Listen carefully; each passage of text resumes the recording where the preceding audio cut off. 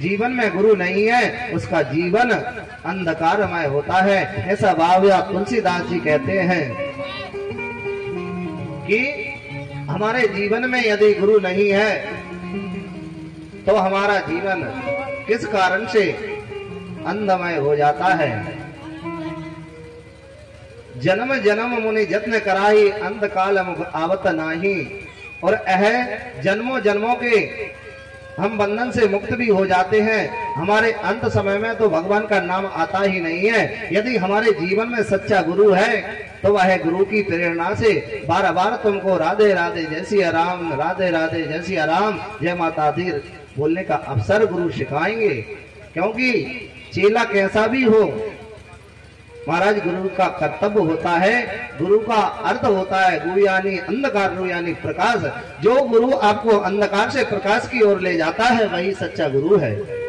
नहीं तो महाराज कुछ माया मोह में जकड़े हुए गुरु भी होते हैं। तो हमको हमारे जीवन में गुरु बनाना चाहिए तो वह कैसा बनाना चाहिए, 10 बार देखना चाहिए, 10 बार परखना चाहिए कि हमारे जीवन में जो बाधाएं हैं उन बाधाओं से गुरु मुक्ति दिला सकता है कि नहीं, हमारा जीवन इस संसार से भव से पार करा सकता है कि नहीं।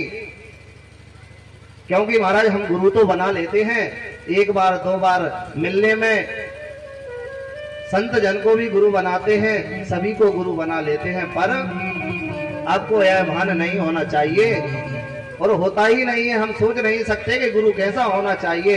यदि गुरु खुद अंधकार में हो और उसी गुरु को हम गुरु बना लें तो हमारा जीवन अंधकार में ही होगा। और जो गुरु ठाकुर जी से जुड़ा हुआ हो, भगवान का भजन करता हो, उसके आचरण सही हो, आपने 1 साल से जानते हो।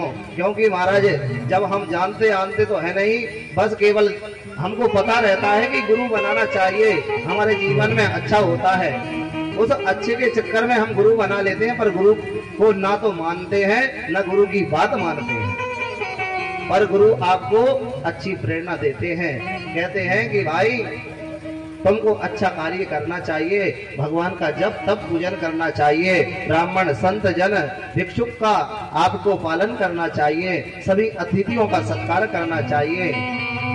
और महाराज हम फिर भी वह नहीं करते हैं।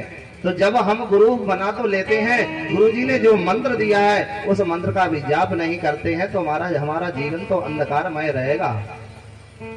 क्योंकि हमारा जीवन हम अंधकारमय खुद बना रहे हैं, गुरु को नहीं मान रहे हैं, गुरु की बात नहीं मान रहे हैं, गुरुजी ने कहा हुआ कथन भी नहीं मान रहे हैं और अपना ऐश्वर्य हम दिखा रहे हैं कि हम इतने धनवान हैं, इतनी हमारे पास व्यवस्थाएं हैं। तो महाराज हो सकता है गुरुजी आपसे कुछ गरीब हो तो आपसे कुछ नहीं कह सकते हैं, पर आपके मरने के बाद में तो वो धन जायदाद किसी और का हो जाएगा, फिर हम किसको बताएं कि हमारे पास क्या है। हाँ, यदि कोई गुरु का चेला हो और कहे कि मैंने आज 1 लाख गायत्री मंत्र जाप किया है, 1 लाख बार ठाकुर जी का राधे राधे लिखा है, सीताराम लिखा है, ऐसा तो कोई चेला कहता नहीं है। और पर कहता है गुरुजी कोई उपाय बताओ जिससे लक्ष्मी प्राप्त हो, जिससे हमारा व्यय हो जाए। और जब महाराज गुरुजी के पास जाते हैं तो 2 काम में से 1 काम तो हो ही जाता है। क्योंकि गुरु जब भी बताता है सत्कर्म ही बताता है कि आप जाओ भगवान का पूजन करो, शंकर जी पे जल चढ़ाओ, ठाकुर जी को तुलसी पत्र अर्पित करो, 1 साल तक करोगे तो आपका विवाह हो जाएगा। तो उसके पश्चात आपका विवाह भी हो जाएगा। फिर उसके पश्चात जब विवाह हो गया, बच्चे हो गए तो आपके घर में लड़ाई झगड़े चलते रहते हैं, फिर गुरु के पास जाते हैं। तो महाराज जब आपको जो इच्छा थी वह भगवान की कृपा से गुरु के बताने पर प्राप्त हुई है, तो अब आप उस समस्या से भी समझें क्यों हम गुरु के पास जाते हैं, क्यों भगवान का भजन करते हैं। जब हमारे ऊपर परेशानी आती है, हमारे शरीर में कष्ट होता है, तो हम भगवान को सुमरते हैं, गुरुजी से पूछते हैं। यदि हम पहले ही गुरु के बताए हुए पर चले तो महाराज वह दुख हमारे सामने आ ही नहीं सकता है। क्योंकि गुरु बिन भव निधि तरही न कोई, जो विरंच संकर्षम हुई।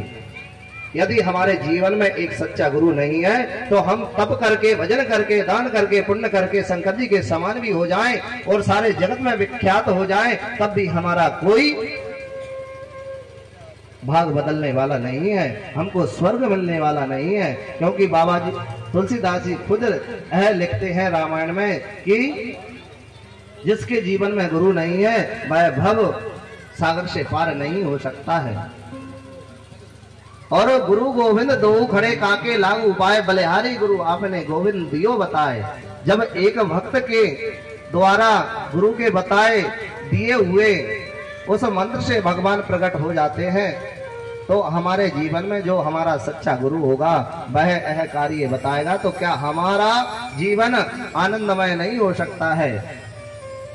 तब वह एक और भगवान भी प्रकट हुए हैं, एक और गुरु आ गए हैं, और वह शिष्य कहता है कि भगवान मैं आपको पहले प्रणाम करूं या गुरु महाराज को प्रणाम करूं। तो भगवान कहते हैं कि पहले अपने गुरु को प्रणाम करो जिसने तुम्हें यह मार्ग बताया है, क्योंकि यदि गुरु तुम्हारे जीवन में नहीं आते तो तुमको मार्ग का पता नहीं चलता, मुझ तक तुम कैसे पहुंच सकते हो। पहले आप गुरु जी को प्रणाम करो, फिर मुझ परमात्मा को प्रणाम करो। ऐसे महाराज गुरु की बड़ी ही महत्वता है, और हम गुरु के समक्ष जाते हैं, गुरु से मिलने के लिए जाते हैं, तो हमारा ऐश्वर्य नहीं बताना चाहिए। और महाराज हमने आज तक अपने अपने गुरु को कोई भी घमंड बताया हो तो महाराज मन ही मन ठाकुर जी से प्रार्थना करें कि भगवान आज के बाद हम गुरु जी से कभी भी अशब्द नहीं बोलेंगे और गुरु के कहे हुए वचनों पर चलेंगे और गुरु का मान सम्मान रखेंगे।